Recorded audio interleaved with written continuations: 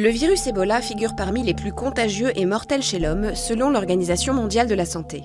Il tire son nom d'une rivière du nord de la République démocratique du Congo, où il a été repéré pour la première fois en 1976. Le taux de mortalité est estimé à 90% chez l'homme.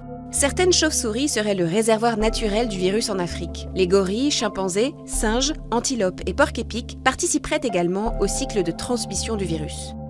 Ce virus compte plusieurs espèces, Zaïre, Soudan, Bundi-Bugyo, Reston et Thai Forest. Il se transmet par contact direct avec le sang, les liquides biologiques ou les tissus des sujets infectés et probablement par les voies respiratoires. Après une période d'incubation de 2 à 21 jours, la fièvre hémorragique à virus Ebola se caractérise souvent par une brusque montée de température avec une faiblesse intense, des douleurs musculaires, céphalées et maux de gorge. Cette phase est souvent suivie de vomissements, diarrhées, éruptions cutanées, insuffisance rénale et hépatique, hémorragies internes et externes. Le virus Ebola se multiplie très rapidement, submergeant les capacités du système immunitaire. Il n'existe actuellement aucun traitement ni vaccin spécifique pour combattre l'infection.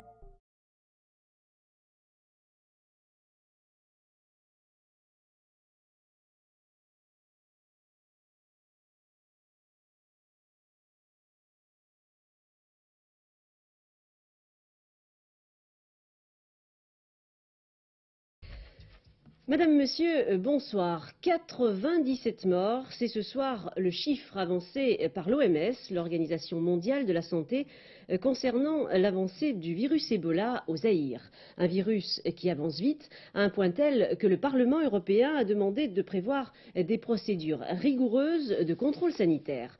Un ancien médecin militaire, Gilbert Raffier, qui habite actuellement à Cabriès, dans les Bouches-du-Rhône, nous a livré un témoignage. Il y a près de 10 ans, en 1976, il travaillait au Zaïre. Ce virus existait déjà et un sérum avait été trouvé. Nous l'écoutons.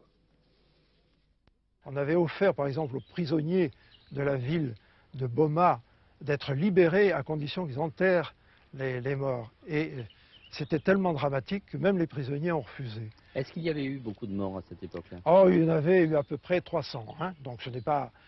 c'était pas catastrophique, mais enfin tout de même. Et comment est-ce qu'on a pu traiter l'épidémie? On ne l'a pas traité. On a assisté à son éclosion, on a assisté à son expansion et on a assisté à sa disparition. Naturelle. Naturelle. Et en 1976, des médecins et des chercheurs français et belges ont réalisé un sérum.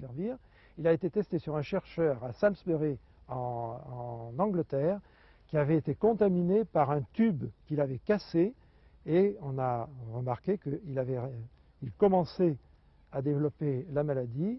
On lui a injecté du sérum et il a été sauvé. C'est le seul cas que je connaisse, mais il y en a peut-être probablement d'autres, et actuellement on devrait pouvoir s'en servir.